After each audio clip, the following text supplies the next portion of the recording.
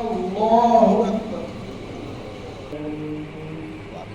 الرحمن الرحيم مالك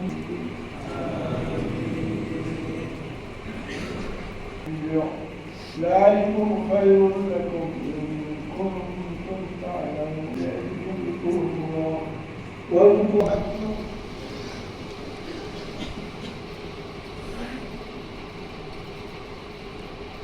سمع الله لمن حمده. الله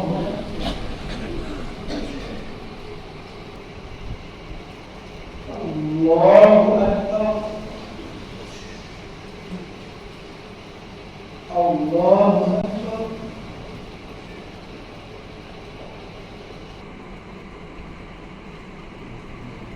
الله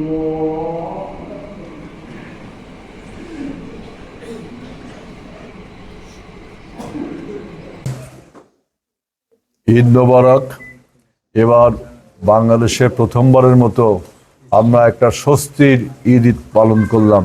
এবার বাংলাদেশে দেখবেন যে যানবাহনে মানুষ সুন্দরভাবে নিরাপত্তার সাথে আপনার যার যার গ্রামের বাড়ি ফিরে যেতে পেরেছে এবং দ্রব্যমূল্যের নিয়ন্ত্রণের মধ্যে ছিল। সরকার এবার আপনার আপ্রাণ চেষ্টা করেছে মানুষকে একটা স্বস্তির ঈদ, একটা শান্তির ঈদ, একটা নিরাপত্তার ঈদ উপহার দেওয়ার জন্য। আপনারা দেখেছেন যে সারা বাংলাদেশের মানুষ এবার ঈদ উৎসবে প্রাণ খুলে মেতে উঠেছে, যে মানুষ এবার গণতান্ত্রিক পরিবেশে এবং বাক স্বাধীনতা নিয়ে এবার ঈদ উৎসব পালন করতে পেরেছে। এবং এই ঈদের সবচেয়ে বড় এবার একটা ব্যতিক্রমধর্মী দিক হলো এই প্রথমবারের মতো স্বাধীনতার পরে বাংলাদেশের প্রত্যেক মসজিদদের বিভিন্ন ইমাম, মুয়াজ্জিন, খতিবদের আমরা একটা ঈদ ভাতা বা ঈদ বোনাস দিয়েছে এই সরকার। এই জন্য সরকারকে ধন্যবাদ জানাতে হয়। এইভাবে যদি সমস্ত ধর্মের পুরোহিতগুলোকে, ইমামগুলোকে, মুয়াজ্জিনগুলো করে যদি এইভাবে আমরা উৎসবে অর্থনৈতিকভাবে যোগ করতে পারি, তাহলে আমাদের মানুষ যেমন ধার্মিক হয়ে উঠবে, তেমনি একইভাবে নৈতিক হয়ে উঠবে।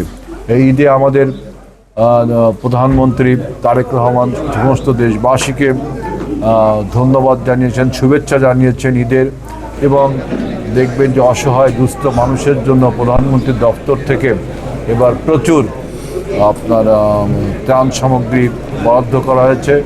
দল মত নির্বিশেষে সমস্ত দলের এবং সমস্ত জনগণের মাধ্যমে আমাদের এই দেশের অর্থনৈতিক সামর্থ্য অনুযায়ী এবারের প্রধানমন্ত্রী, মানবিক প্রধানমন্ত্রী, তিনি সকলকে বিভিন্ন রকম সহায়তা করেছেন এবং সেজন্য ঈদের উৎসবটা অনেক ভালো হয়েছে।